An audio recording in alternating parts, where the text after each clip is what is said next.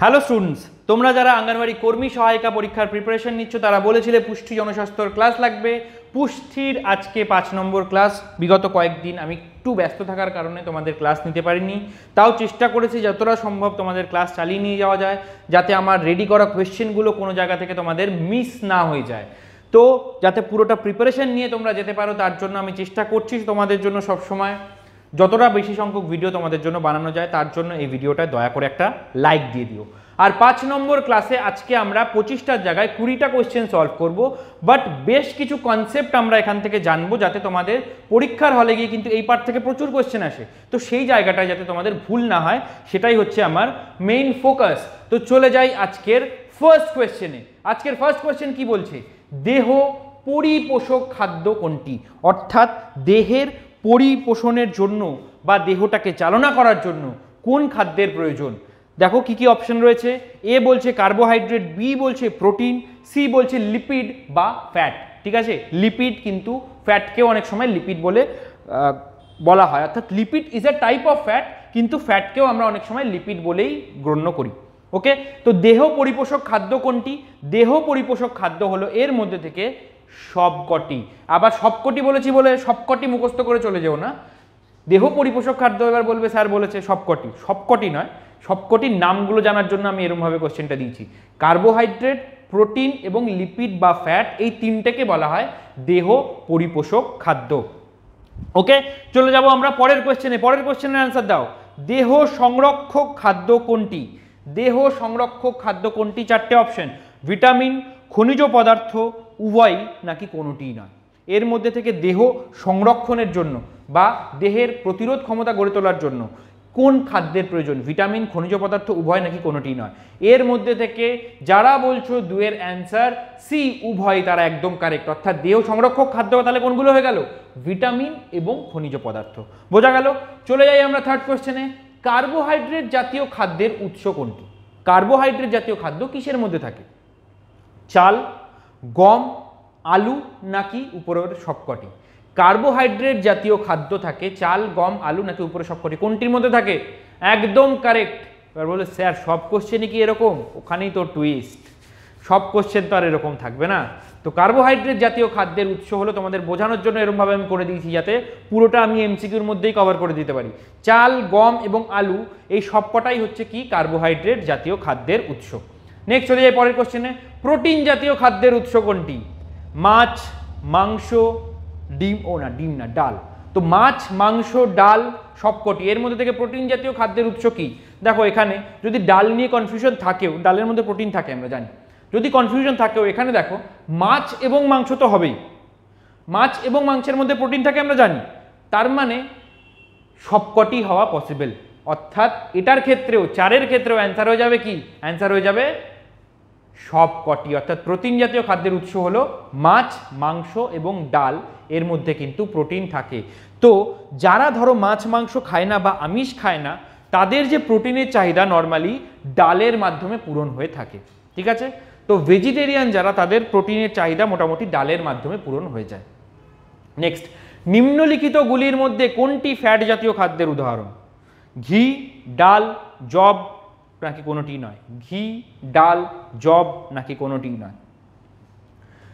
Answer করো। এখানে তোমাদের সবকটি নেই। এর মধ্যে থেকে ফ্যাট জাতীয় খাদ্য বা লিপিড জাতীয় খাদ্য বললেও কিন্তু সেম হবে। লিপিড জাতীয় খাদ্যের উদাহরণ কি? 5-এর অ্যান্সার হয়ে যাবে এ, ঘি। অর্থাৎ ফ্যাট জাতীয় খাদ্যের উদাহরণ হলো ঘি। তোমরা যারা বিভিন্ন পরীক্ষার প্রিপারেশন নিচ্ছ, যেমন ধরো অঙ্গনওয়াড়ি কর্মী সহায়িকা তো রয়েছেই, ক্লার্কশিপ, মিসেলেনিয়াস, পিএসসির যত পরীক্ষাগুলো রয়েছে, পুলিশের যত পরীক্ষা রয়েছে, কলকাতা পুলিশ হোক, ওয়েস্ট বেঙ্গল পুলিশ হোক, সব পরীক্ষার প্রিপারেশন কিন্তু এই কোর্সের মাধ্যমে করতে পারবে। মাত্র 689 টাকার, মাসিক নয় বার্ষিক ফিজে। 1 বছরে 689 টাকা দিয়ে তোমরা লাইভ ক্লাস পাবে, রেকর্ডেড ক্লাস পাবে, মক টেস্ট পাবে, স্টাডি মেটেরিয়াল পাবে এবং টিচারদের সাথে চ্যাট করার ফেসিলিটিও থাকবে। অর্থাৎ লাইভ ক্লাসে ডাইরেক্ট ইন্টারাকশন তোমরা করতে পারবে। ঠিক আছে, তো এটা হলো আমাদের বেঙ্গল কম্বাইন্ড কোর্স। আর যারা শুধুমাত্র অঙ্গনওয়াড়ি কর্মী সহায়িকার প্রিপারেশন নিচ্ছ, তাদের জন্য রয়েছে আমাদের স্পেশাল নোট, সেটা সম্পর্কে আমি পরে আলোচনা করছি। তার আগে এই কোয়েশ্চেনটার অ্যান্সার দাও। নিম্নলিখিতগুলির মধ্যে কোনটি ল্যাকটোজ সমৃদ্ধ খাদ্যবস্তু? এর মধ্যে থেকে কোনটি ল্যাকটোজ সমৃদ্ধ খাদ্যবস্তু? 4টে অপশন, ডিম, দুধ, চাল নাকি কোনোটি নয়। এর মধ্যে থেকে ল্যাকটোজ সমৃদ্ধ খাদ্যবস্তু হলো কারেক্ট। যারা 6 ডি বি বলছো অ্যান্সার অর্থাৎ দুধ, তারা একদম কারেক্ট, অর্থাৎ ল্যাকটোজ সমৃদ্ধ খাদ্যবস্তু হলো দুধ। যাদের যা ডাউটস হচ্ছে, কোনো কিছু যদি বুঝতে অসুবিধা হয় অবশ্যই কমেন্ট সেকশনে জানাবে, আদারওয়াইজ কিন্তু কারোর মন পড়ে আমি বুঝতে পারবো না, ঠিক আছে? মন পড়া আমার কাজ নয়, পড়ানোটা আমার কাজ, ঠিক আছে? তোমাদেরকে পড়ানোটা আমার কাজ, বাট তোমাদের মন পড়ে আমি তোমাদের অ্যান্সার সলভ করতে পারবো না। যা ডাউট হবে সেটা কমেন্ট সেকশনে জানাবে। নিম্নলিখিতগুলির মধ্যে কোনটি কার্বোহাইড্রেট ভঙ্গক উৎসেচক, অর্থাৎ কার্বোহাইড্রেটকে শরীরের মধ্যে ভাঙে? এর মধ্যে থেকে কোন উৎসেচকটি কার্বোহাইড্রেটকে শরীরের মধ্যে ভাঙে? 4টে অপশন, টায়ালিন, মল্টোজ, অ্যামাইলেজ নাকি সবকটি। এখানে কি হবে অ্যান্সার? সবকটি, অর্থাৎ টায়ালিন, মল্টোজ এবং অ্যামাইলেজ সবকটি হলো কার্বোহাইড্রেট ভঙ্গক উৎসেচক।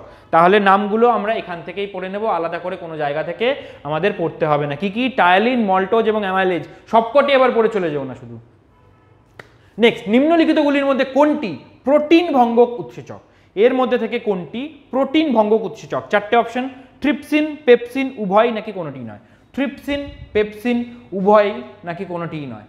এর মধ্যে থেকে প্রোটিন ভঙ্গক উৎসেচক কোনটি? প্রোটিন ভঙ্গক উৎসেচন হলো উভয়, ট্রিপসিন এবং পেপসিন। বারবার করে বলছি, কোশ্চেনগুলো আমি এরকমভাবে সাজিয়েছি যাতে এমসিকিউর মাধ্যমে তোমাদের সব অ্যান্সার সলভ হয়ে যায়, সবগুলো তোমরা অ্যাটেম্প করতে পারো, বুঝতে পারো। এগুলোকে কিন্তু আলাদা করে পড়বে, অর্থাৎ ট্রিপসিন এবং পেপসিন হলো প্রোটিন ভঙ্গক উৎসেচক, এইভাবে মনে রাখার চেষ্টা করবে। অন্য কোনো নাম দিয়ে দেবে, কার্বোহাইড্রেটের যে উৎসেচকগুলো দেখালাম সেখান থেকে এটার সাথে মার্জ করে কিন্তু কোশ্চেন দিয়ে দেবে। এই জিনিসটা মাথায় রেখে তারপরেই পড়বে, ঠিক আছে? তোমাদের বোঝার সুবিধার জন্য জিনিসগুলো এরকমভাবে সাজিয়ে দেওয়া হয়েছে, ঠিক আছে? 8 নম্বর কোশ্চেন হয়ে গেল। যারা বলছো সি তারা একদম কারেক্ট। চলে যাই পরের কোশ্চেনে। নিম্নলিখিতগুলির মধ্যে কোনটি লিপিড ভঙ্গক উৎসেচক? লাইপেজ, টায়ালিন, ট্রিপসিন নাকি কোনোটি নয়। এবার অ্যান্সার করো, এর মধ্যে কোনটি লিপিড ভঙ্গক উৎসেচক? লিপিড বলতে কি বললাম একটু আগেই? ফ্যাটকে লিপিড বলা হয়, ঠিক আছে? তো লিপিড ভঙ্গক উৎসেচক হলো, যারা বলছো এ লাইপেজ, তারা একদম কারেক্ট, ঠিক আছে? লাইপেজ হলো লিপিড ভঙ্গক উৎসেচক। তাহলে বেশ কিছু জিনিস কিন্তু আমরা কভার করে গেলাম এখান থেকে। ওকে, চলে যাই পরের কোশ্চেনে। শর্করা, ভালো করে কোশ্চেনটা পড়বে। অলরেডি আমরা প্রাণী দেহে কিভাবে সঞ্চিত থাকে আমরা দেখেছি, কিন্তু উদ্ভিদ দেহে কি রূপে সঞ্চিত থাকে, ঠিক আছে? যখনই কোনো আলু থেকে আমরা ধুই, আলুকে যখন অনেকক্ষণ ধরে ধোয়া হয় দেখবে জলটা সাদা সাদা হয়ে যায়। তার কারণ কি? তার কারণ ওর মধ্যে একটা পদার্থের উপস্থিতি। ওটা কিসের জন্য হয়? ওটা হচ্ছে উদ্ভিদ দেহে ওইটা শর্করা রূপে সঞ্চিত থাকে। তাহলে কি হবে অ্যান্সার? 10-এর কোয়েশ্চেনের অ্যান্সার হয়ে যাবে স্টার্চ। আলুর মধ্যে যখন আলু আমরা কেটে যখন আলু ধুই তখন দেখবে জলটা সাদা হয়ে যাচ্ছে, তার কারণ হচ্ছে এই স্টার্চ। তো বেশ কিছুক্ষণ আলু জলে ধুয়ে রাখলে পরে বা জলের মধ্যে রেখে দিলে পরে এই স্টার্চটা কিন্তু ধীরে ধীরে বেরিয়ে যেতে শুরু করে, ঠিক আছে? তো শর্করা উদ্ভিদ দেহে স্টার্চ রূপে সঞ্চিত থাকে।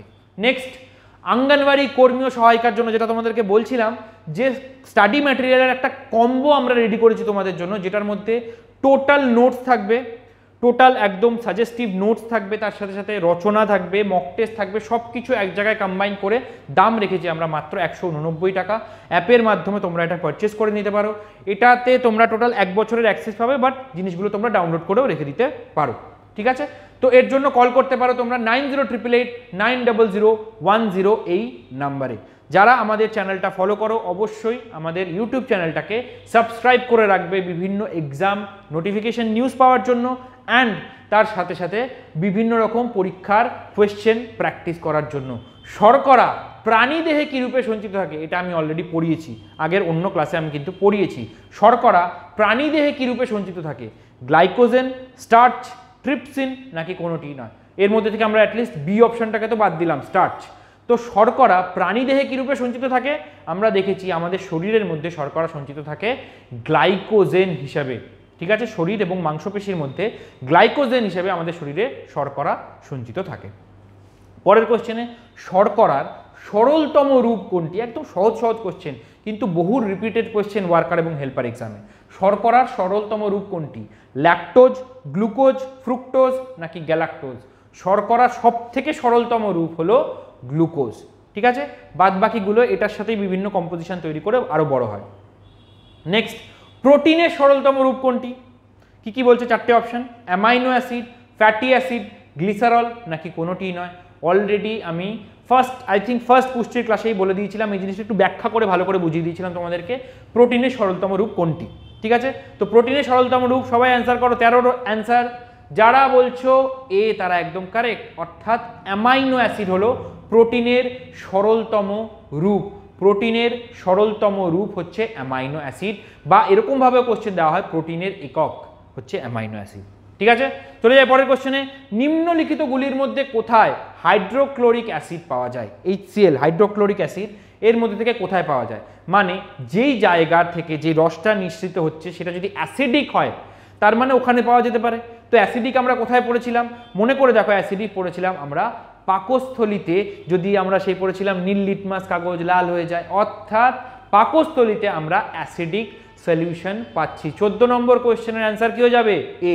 যারা প্রিভিয়াস ক্লাসগুলো করনি তারা কিন্তু পরীক্ষার আগে অবশ্যই করে আগের যে পুষ্টি এবং জনস্বাস্থ্যের ক্লাসগুলো আছে সেগুলো কিন্তু করে যাবে। এই সিরিজেই কিন্তু এটাও অ্যাড হয়ে যাবে, অর্থাৎ টোটাল 6খানা ভিডিও থাকবে তোমাদের জন্য পুষ্টি জনস্বাস্থ্য। আজকে 5 নম্বর, কালকে তোমাদের থাকবে 6 নম্বর ভিডিও। এর মধ্যে কিন্তু ম্যাক্সিমাম কোশ্চেন আমরা কভার করার চেষ্টা করেছি। চলে যাই পরের কোশ্চেনে। মিথজীবী পুষ্টি দেখা যায় নিম্নলিখিত কাদের মধ্যে? কাদের মধ্যে মিথজীবী পুষ্টি আমরা দেখতে পাই? 4টে অপশন, লাইকেন, রাইজোবিয়াম, উভয় নাকি কোনোটি নয়। এখানে অ্যান্সার হয়ে যাবে কি? উভয়, অর্থাৎ লাইকেন এবং রাইজোবিয়াম দুটোর মধ্যে আমরা মিথজীবী টাইপের পুষ্টি দেখতে পাই। উদ্ভিদের ক্লোরোসিস যে রোগটা হয় সেটা কিসের অভাবে হয়? 16 নম্বর কোয়েশ্চেন, উদ্ভিদের ক্লোরোসিস কিসের অভাবে হয়? 4টে অপশন, নাইট্রোজেন, ম্যাগনেসিয়াম, লোহা নাকি সবকটি। উদ্ভিদের শরীরে বিভিন্ন খনিজ পদার্থের অভাবে এই ক্লোরোসিস রোগটি হয়ে থাকে, অর্থাৎ নাইট্রোজেন, ম্যাগনেসিয়াম, লোহা প্রভৃতি বিভিন্ন সব খনিজ পদার্থ যেগুলো উদ্ভিদের বৃদ্ধির জন্য এবং গঠনের জন্য প্রয়োজন, সেগুলোর অভাব হলেই কিন্তু উদ্ভিদের ক্লোরোসিস রোগ দেখা যায়। এই ক্লোরোসিস রোগে উদ্ভিদের কি এফেক্ট পড়ে সেটা কমেন্ট সেকশনে জানিও তো। এই ক্লোরোসিস রোগে উদ্ভিদের শরীরের উপর কি এফেক্ট পড়ে সেটা কমেন্ট সেকশনে জানাও। নিম্নলিখিতগুলির মধ্যে কোনটি লালা রসের উৎসেচক, অর্থাৎ লালা রস থেকে বেরানো উৎসেচক কোনটি? টায়ালিন, পেপসিন, লাইপেজ নাকি উপরোক্ত সবকটি? এখানে কিন্তু অ্যান্সার হয়ে যাবে টায়ালিন। যারা প্রত্যেকটা কোশ্চেনে একই রকমভাবে ভেবে যাচ্ছে উপরেরগুলো সবকটি হবে, তারা কিন্তু এখানে এসে একদম ধীরেই যাবে। অর্থাৎ এর মধ্যে থেকে লালা রসের উৎসেচক হলো টায়ালিন। চলে যায় পরের কোশ্চেনে, 18 নম্বর কোশ্চেন। নিম্নলিখিতগুলির মধ্যে কোনটি পাচক রসের উৎসেচক? 4টে অপশন, পেপসিন, অ্যামাইলেজ, উভয় নাকি কোনোটি নয়। পাচক রসের উৎসেচক এর মধ্যে থেকে কি? পেপসিন হলো পাচক রসের উৎসেচক। স্যার ফাঁসিয়ে দিচ্ছে, হ্যাঁ, আর হচ্ছে না। নেক্সট, নিম্নলিখিতগুলির মধ্যে কোনটি একটি মিশ্র গ্রন্থির উদাহরণ? এর মধ্যে থেকে কোনটি মিশ্র গ্রন্থির উদাহরণ? 4টে অপশন, থাইরয়েড, অগ্নাশয়, যকৃৎ নাকি কোনোটি নয়।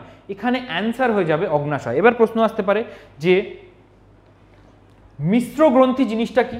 মিশ্র গ্রন্থি জিনিসটা বুঝতে গেলে দুটো জিনিস বুঝতে হবে। একটা হচ্ছে বহিঃক্ষরা গ্রন্থি, একদম সহজভাবে আমি তোমাদেরকে বুঝিয়ে দিই ব্যাপারটা কি।